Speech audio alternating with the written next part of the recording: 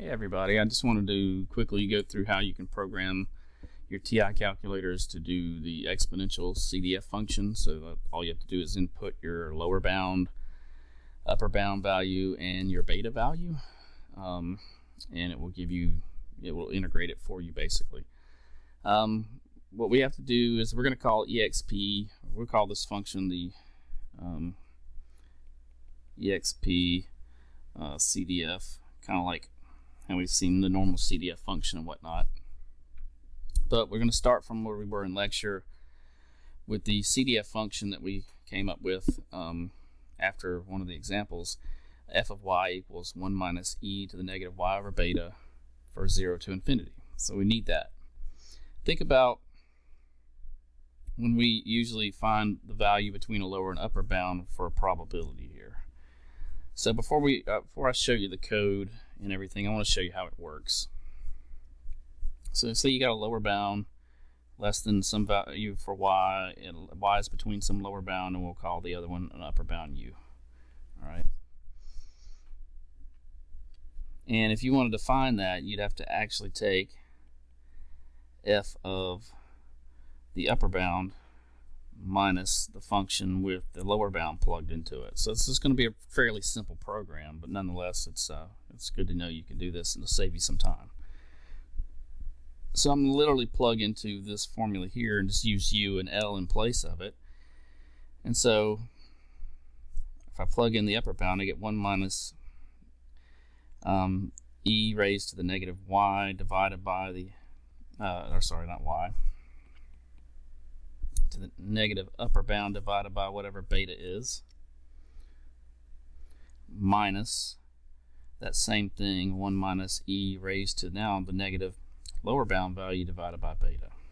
So notice my unknowns here are the upper bound, the lower bound, and the beta value. So let's simplify this a little bit to make it a little bit nicer and neater, so when we code it, it'll be easier to deal with. So if I go to distribute, I get 1 minus e to the negative u over beta minus 1 plus e to the negative lower bound divided by beta. Well, the ones are going to cancel on me, so I can get rid of those.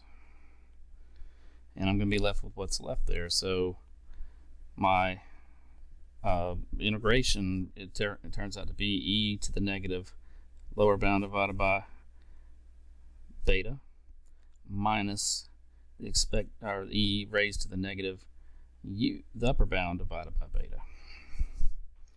And that's all we really need to do in our function. As a matter of fact, while trying to create this program myself, I was curious to whether we could put infinity, the calculus version of infinity, in like we can with the normal CDF function, and it turns out it works just fine. So if you were trying to find 9 to infinity, and we'll do that example after we program this, it will take that argument just fine. So let me show you the code, and if you want to pause this and write this down somewhere because you already know how to program your calculator, by all means you can do that. But right here, my exp CDF function, I'm going to have it display, ask for beta, and prompt for what we'll call B for beta. We're going to display inner, lower, and upper limits, and also have it display use 1e99 for infinity, and then prompt for that lower and that upper bound. Then it's going to plug it in and spit out the formula for us. And as you see here, I've got e to the negative lower bound divided by beta, much like I do down here, minus e to the negative upper bound divided by beta. And I'm going to have it put that in a variable p just for probability, and then it'll display that value for us. So let's look at how we're going to program that. I'll leave that up there while I'm starting to program it. So to do this, start out in the program menu if you've never done this before, and let's go over to the new option up top. All right, create new, and hit enter, and it's going to ask for a name. The name I'm going to enter is going to be exactly what you see up here, expcdf. And so on my it's a little harder to do on this thing because it's not a QWERTY keyboard. But let's see, exp CDF, and I'm going to hit enter. So that's my program name, and it's going to open up so I can write my program. And exactly the lines you see there is what I'm going to enter in. Some of these terms are already calculator program terms, like the disp for display is under the, if you hit the program button again and go over to this in and out option IO, disp is the third option down, so we're going to press 3 to get that.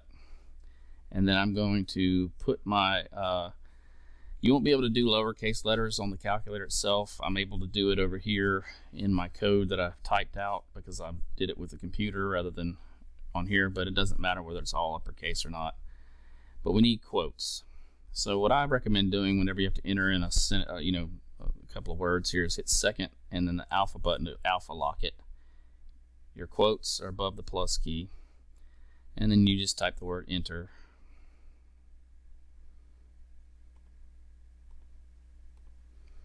Where's my R? The space bar, to get a space between it, you use the 0 button. It's got a little space there, and then you can just write beta. B-E-T-A. If you want to just write enter B, it's fine. You don't have to do this, but this is a good reminder of what your stuff you're entering in is, if just in case you are doing something different later on.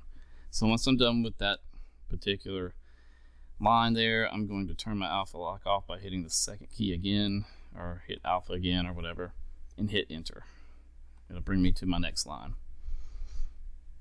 Now I need the command prompt, and we want to prompt for the variable b. So I'm going to hit program again, and it should be in and out. The in and out option is going to be good for us on a lot of these.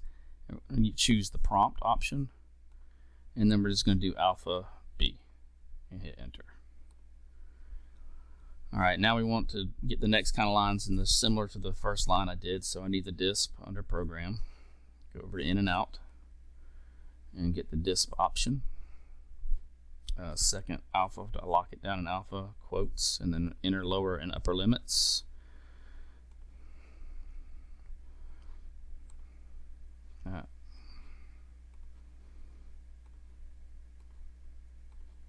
Space, enter lower.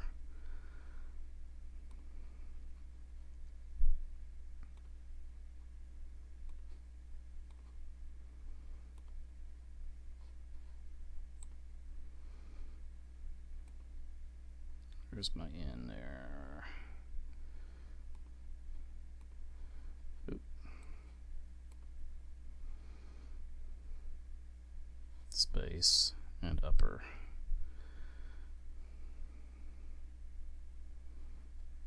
If I can spell tonight. Let's see here. Where's my U at, dummy?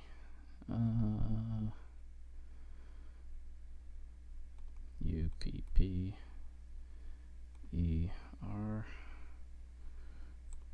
And close that off. I guess we spell limits there. L-I-M-I-T-S. Then close off the quotes. Hit enter, and we'll do the same thing to get use 1E99 for infinity. So we're going to hit program over to in and out, option 3 again, second alpha lock. I messed up. So second, let's see. I messed up, so I'm just going to hit this and go back and delete the if. Alright, so second alpha lock. Quotes, and we're going to say use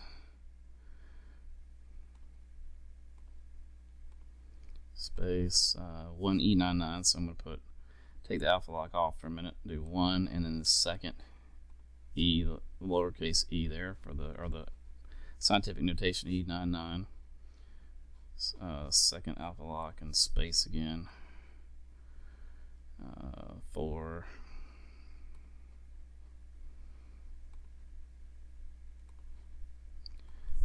And you don't have to spell infinity all the way out like I did. You can just go I and F there. That's what we're going to do here to shortchange it. In quotes. Oop, I missed the space there. So highlight my F and go second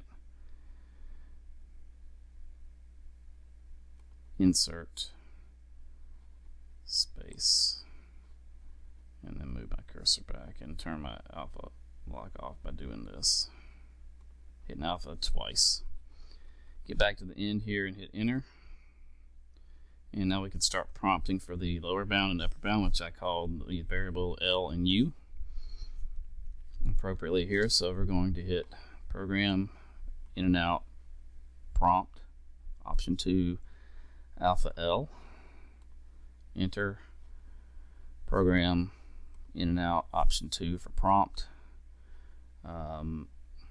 alpha and the U, which is key number 5. Hit enter, and now we're going to put in this formula here.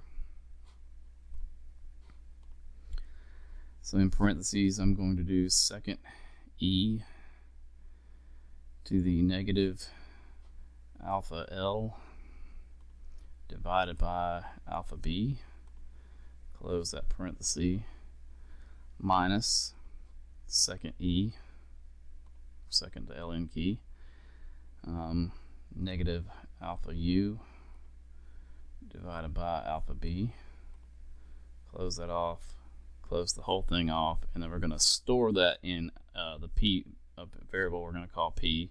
So hit the store button down here right next to the 1 key, and then do alpha and P, and then hit enter. And we're going to do 2 more display commands. So back to the in and out display option 3, second alpha lock, and I'm just going to write prob equals, let's see,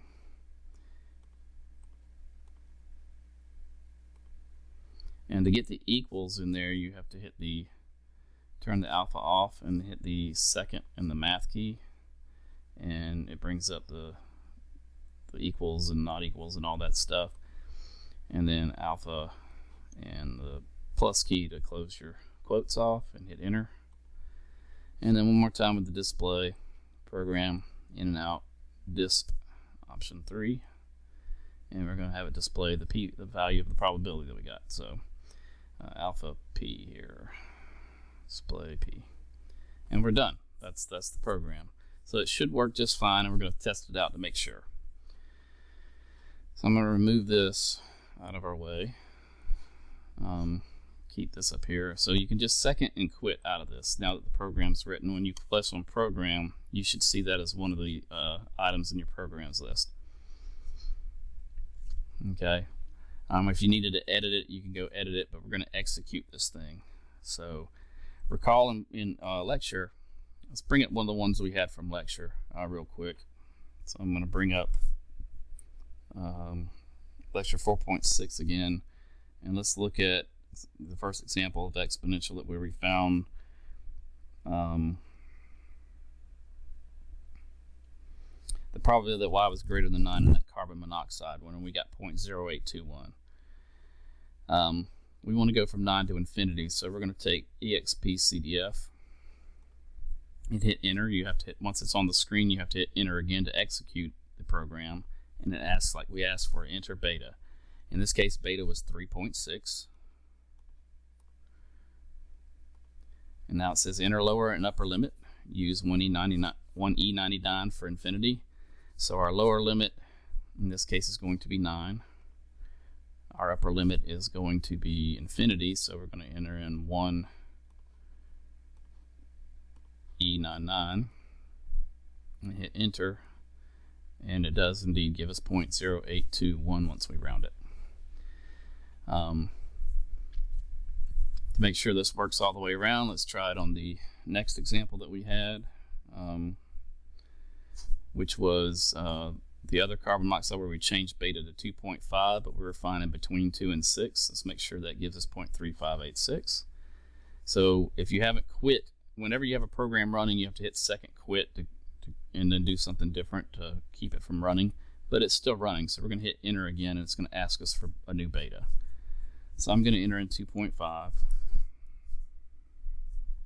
Okay, and hit enter, and it's asking for my lower bound, which is going to be 2. My upper bound is going to be 6. and voila, it gives me 0.3586. Looks like everything's working just fine.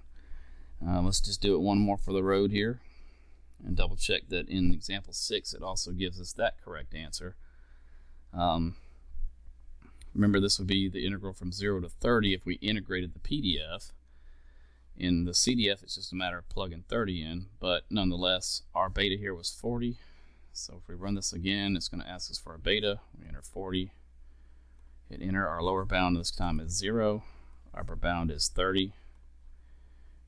Put that in there, and sure enough, it gives us 0.5276. So it works. So feel free to use this on the exponential distribution when they ask you for probabilities. It works. And